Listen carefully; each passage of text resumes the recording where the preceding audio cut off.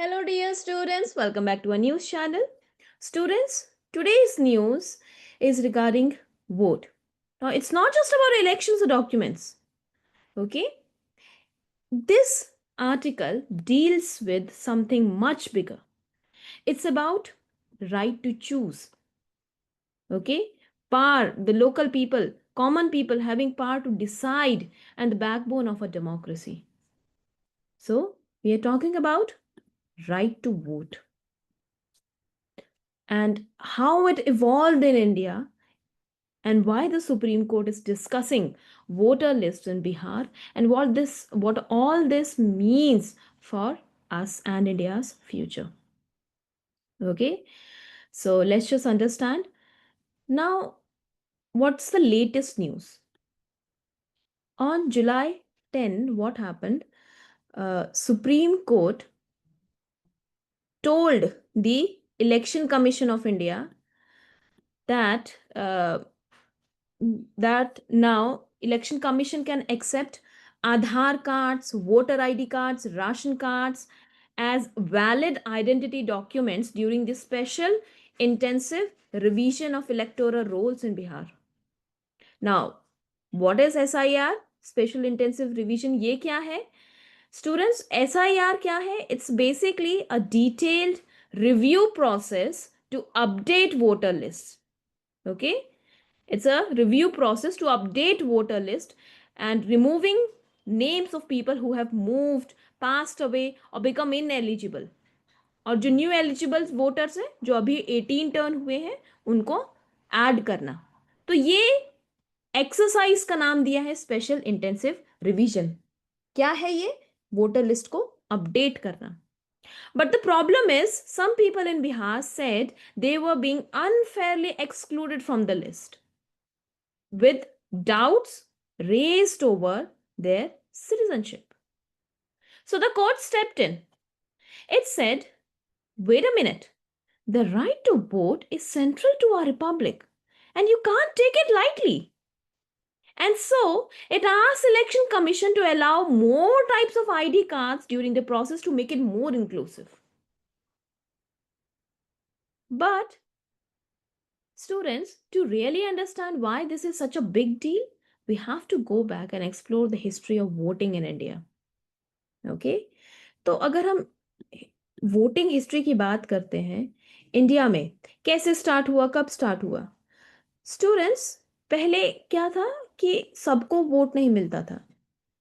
Right? पहले एक कुछ सेक्शन ऑफ सोसाइटी थी, प्रिविलेज्ड क्लास थी, उनको पहले वोट मिलता था.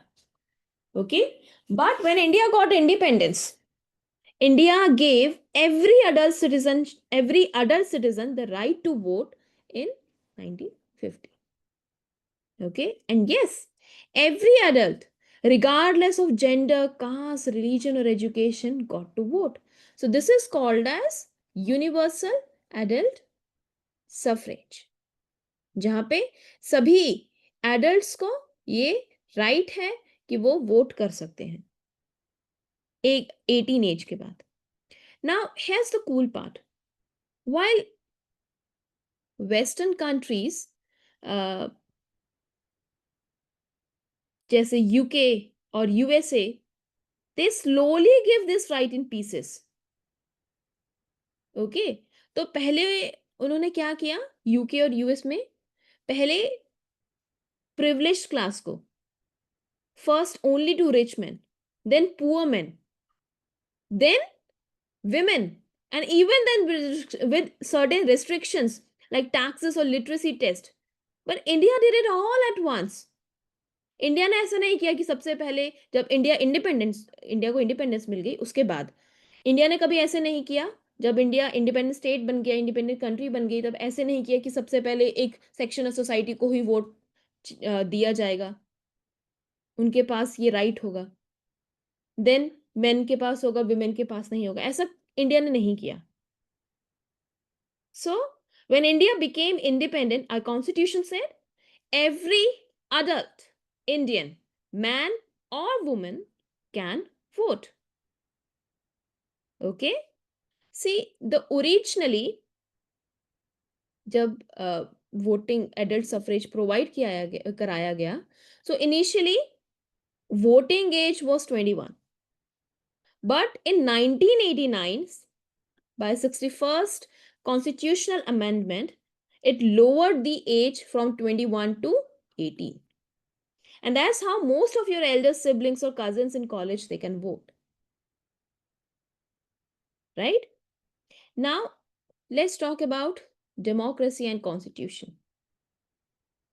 Okay? Question is,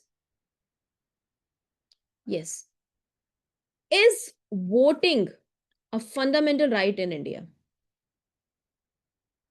Now, you might think it is. After all, it's so important. But the legal status of right to vote in India has long been debated.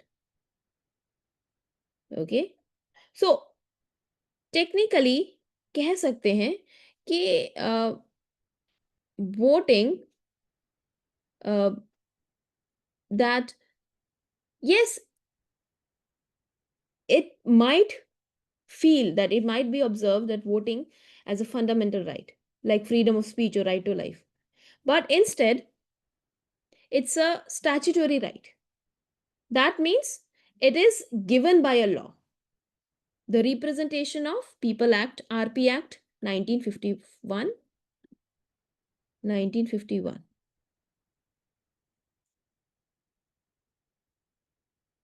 So, even though it is not a fundamental right, courts have regarded the right to vote as an inseparable part of our democracy.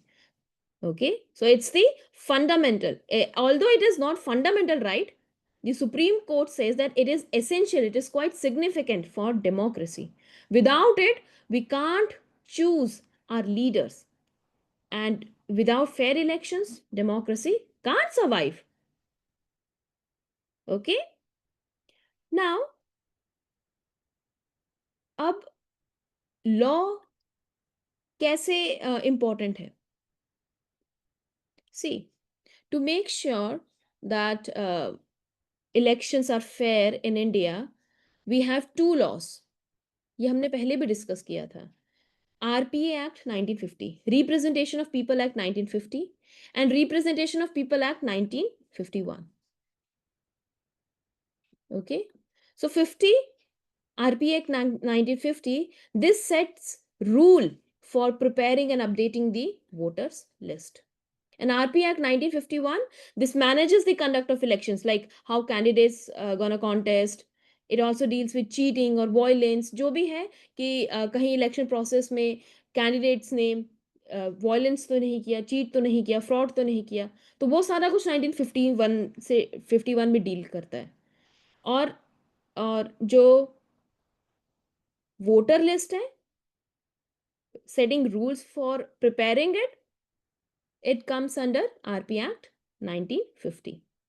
So, students, when India held its first general elections in 1951, over 173 million people needed to be registered, and most of them were illiterate. तो election commission ने क्या किया? Chief election commissioner Sukumar Sen came up with a brilliant idea. Election symbols. So these symbols like a lotus, hand, elephant, or bicycle helped even illiterate voters identify the party they supported. है ना? अब क्योंकि नाम तो पढ़ना आना नहीं पाएगा क्योंकि इलिटरेसी थी उस टाइम पे, तो उन्होंने बहुत अच्छा, सुकुमार सेन जो चीफ इलेक्शन कमिश्नर थे, उन्होंने बहुत अच्छा आइडिया लेकर आए कि इलेक्शन सिंबल का, कि जो पॉलिटिकल पार्टीज हैं, अगर पढ़ना नहीं आता लोगों को, सिंबल देख के पहचान तो पाएंगे, राइट? तो पॉलिटिकल पार्टीज के सिंबल अलॉट किए गए कि सिंबल देख के वोट करना है. So that's how India turned a challenge into a celebration of democracy. Okay, now let's go back to Bihar. Why is everyone worried about the electoral rolls over there? Okay, तो अब देखो, imagine this, if a voter list that has name of dead people, duplicate names है, missing eligible voters है, या फिर लोग जो वहां पे रह ही नहीं रहे हैं उनके नाम है वोटर लिस्ट में. So that would be unfair, right? It would mean some votes count twice and others don't count at all. So that breaks the rule of one person, one vote. And that's why the Supreme Court has said that unless there is clear systematic error, meaning big mistakes across the board, elections should not be cancelled. Minor typos or isolated problems, they don't invalidate the process. Still, the election commission must constantly update and clean the rolls. Okay तो यही है special intensive revision जो बिहार में किया जा रहा है कि जो इलेक्टोरल रोल है उसको अपडेट किया जाए. But while doing so we can't accidentally remove real voters, especially based on doubtful citizenship. तो ये नहीं किया जा सकता कि कि मे बी वो सिटीजन है कि नहीं, इस बेसिस पे रिमूव कर दिया जाए डाउटफुल सिटीजनशिप के बेसिस पे, right. So who is an ordinary resident? Well students, ordinary resident कौन होता है? So to vote someone in a constituency, you must be 18 years or older and an ordinary resident of that area. So what does that mean? It means that you live there regularly and genuinely and not just on paper. So if a student lives in a hostel in Delhi but plans to go back to their hometown in Assam, they might not qualify as an ordinary resident of Delhi.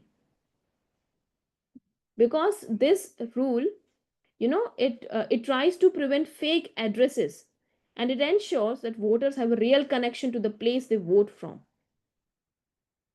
Okay, so there was a famous case which involved this which actually involved former PM Manmohan Singh, whose election from Assam was questioned.